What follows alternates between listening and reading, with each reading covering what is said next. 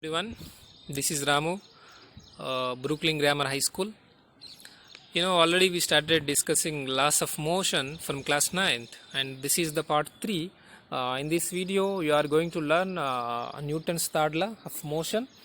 But before that, let us solve some problems based on the Newton's second law. Okay, here is the problem.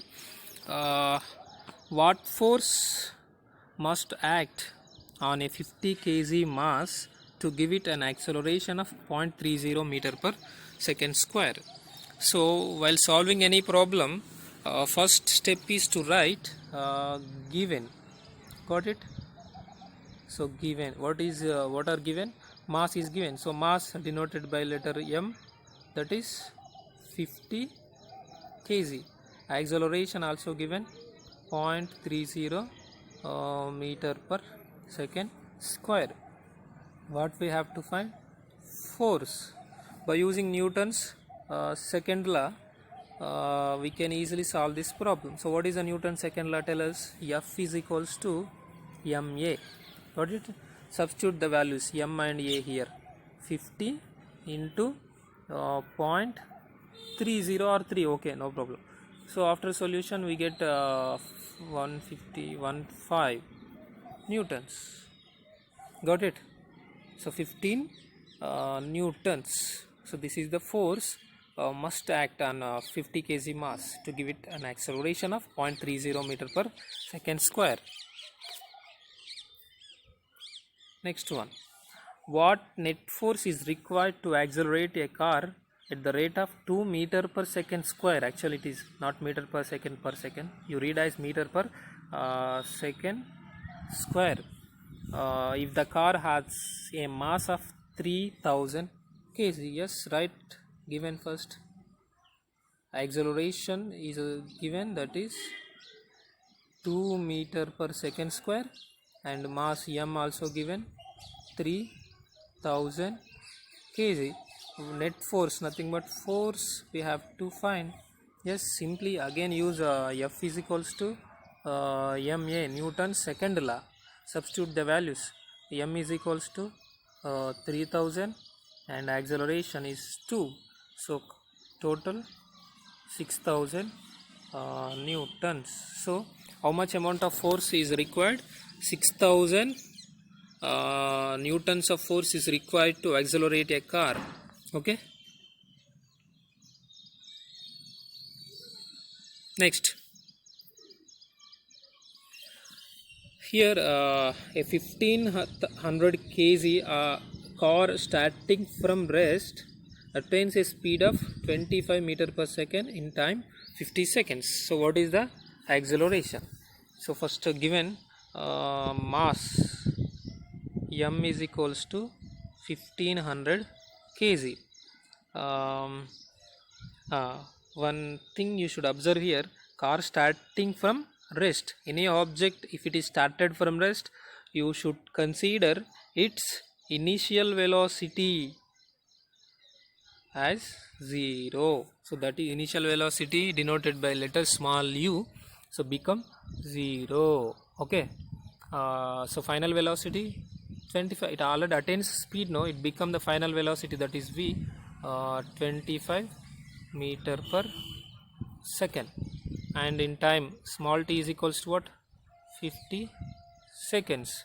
So acceleration we have to find, no, what is the relation among them, u, v, t and a? This is not depend on the F is equal to ma. So we go through the definition of acceleration. So what is the definition of acceleration? Change in velocity by time. So change in velocity, here velocity changes from initial to final, no? So you should take change in velocity, v minus u by t. This is the formula. So what is the v? 25 minus 0 by 50. How much acceleration? 1 by 2, that is 0.5. What are the units of acceleration? Yes, meter per second square. So this is the answer. Got it? Yes. Okay, acceleration we got it. and how much force is required, right? Mass has a 50, mass is a 1500 kg, acceleration 0.5 meter per second square. So let us find the force. Yes, acceleration 0.5 meter per second square. Second one, force m is given 1500 kg. So force F is equals to ma. F is equals to m into 15 into 0.5. 15 5 is 75. So 750 newtons. So what is the force is required? 750 newtons of force is required. So this is the way of finding all the physical quantities, force, acceleration. The next one, a rocket has a mass of 5 into 10 power 4 kg. So what does the rocket weigh? So how can we find the weight of the rocket? Simply, mass never be changed, but weight will be changed from planet to planet, place to place, right? So our weight will be 0 at the center of the earth. You remember this point. So what is the formula of weight? W is equals to mg. So mass is given, that is what, 5 into 10 power 4 kg. So what is g indicates? G nothing but gravity, acceleration due to gravity. Here not acceleration not given, right? So in case of not given, should take the g value as 10 meter per second square. Okay.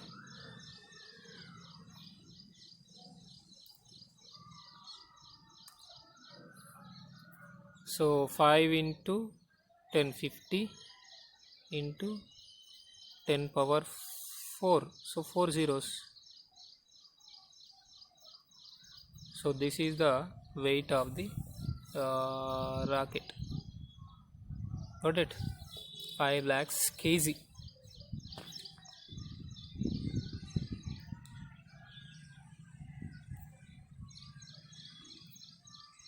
Yeah, here yes, Newton's third law. Generally this is very familiar to you. In our daily life we face so many what we call so many activities. So Newton's third law is involved in all the activities what we face in our daily life. Let us discuss some examples of Newton's third law in this video. Here simply we call Newton's third law is action and reaction pairs. So simply for in nature, for every action there is a definite equal and opposite reaction. For every action there is a equal and opposite reaction, is also known as Newton's third law. But in another words, we can say that whenever one object exerts a force on another object, the second object also exerts equal and opposite force on the first objects. Okay, let me explain. Here two objects are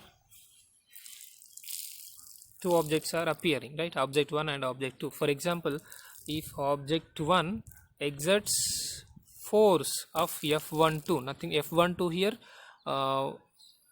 object 1 applying a force on the second object, okay, in the opposite direction but with equal magnitude, second object also exerts a force on the first object. Okay, got it? So simply we can write this F12 is equals to minus F21. Minus sign indicates here because the forces acting opposite direction. That's it. Okay, when one object exerts force on the other object, the other object also exerts the force on the first object with equal in magnitude but in the opposite direction. This is nothing but Newton's third law. So we have an activity, let us do that. Here is the activity: pulling two spring balances. Let's take two spring balances of equal calibrations, connect the two spring balances as shown in the figure, pull the spring balances in opposite directions as shown in figure. So what do you notice from the readings in the spring balances? Yes, simply we observe how much force we are applying. We can know by looking at the reading in the two spring balances. Say sir, no? So simply to know how much force is applied. Are the readings of the two spring balances the same? Yes, because these are the two forces acting in opposite directions but equal in magnitude. We can tell that the two forces are equal. Okay.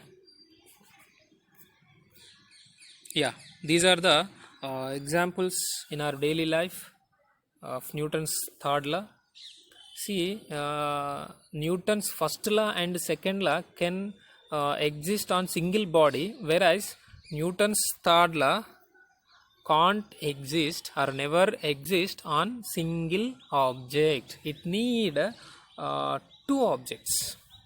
Without two objects, Newton's third law can't exist, right?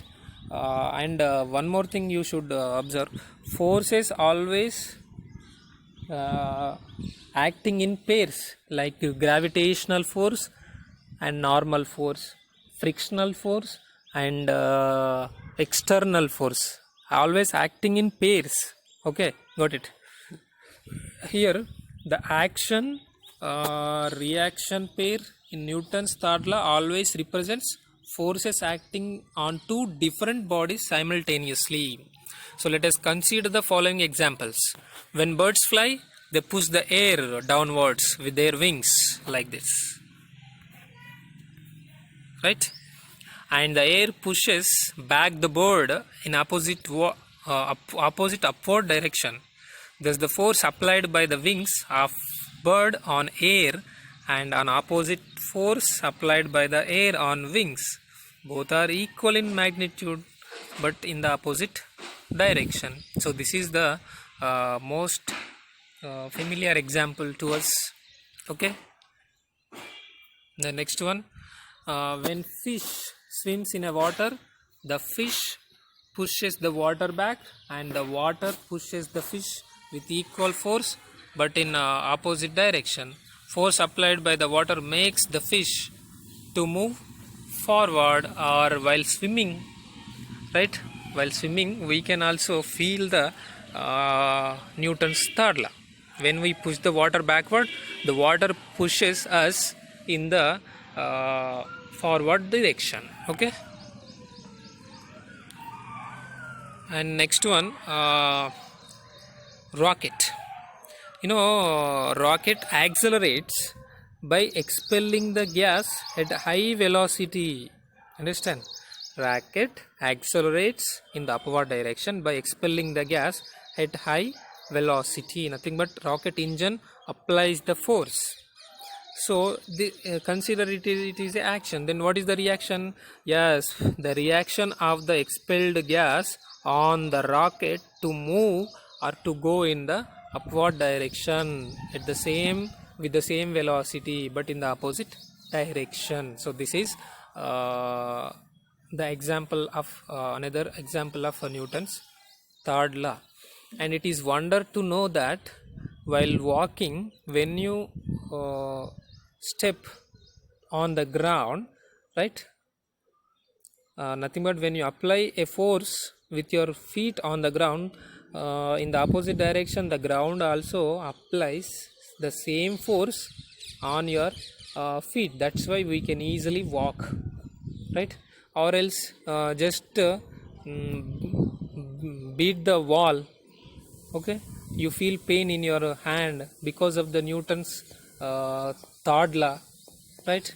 For example, if you are walking on the road, right, if vehicle blows horn, so what will you do? Simply you move beside of the road, right? Yes, blowing horn is a one type of action, so moving beside is a reaction for that action. So this is the way so many examples are around us. We are very familiar with the Newton's third law, and it is very connected to the human beings and the animals also. Say sir, no? And here is the lab activity to prove action and reaction forces on two different objects. For that, aim to show the action and reaction forces acting on two different objects. Materials required: test tube, rubber cork, cap, Bunsen burner, or candle, okay, laboratory stand, and thread. These are the materials required. Here, procedure: take a test tube and put a small amount of water in it. Place a cork cap through its mouth and close it. Okay. Now suspend the test tube horizontally with the help of two strings. Heat the test tube with Bunsen burner until water vaporizes and cork cap blows out. Just look at the picture. Yes. Test tube suspended horizontally with the help of two strings to the retard stand. Got it? Yeah. Heat the test tube with the help of Bunsen burner. After some time, we observe that water starts vaporizing. Due to that, rubber cork blows out. Okay. When rubber cork blows out, what happens to the test tube? Let us see. So here in this figure B, see here, rubber cork blowing out. So with some force in the opposite direction, the test tube also moves with equal magnitude. So blowing rubber cork is a action, moving test tube in the opposite direction is a reaction. Both are in the opposite direction but equal in magnitude. Hence the Newton's third law, action and reaction forces acting on two different objects, proved. Two different objects here, one is cork, another one is test tube. Okay children, this is that's all for today. I hope you understand. Practice all the problems in your notes and send me. Thank you.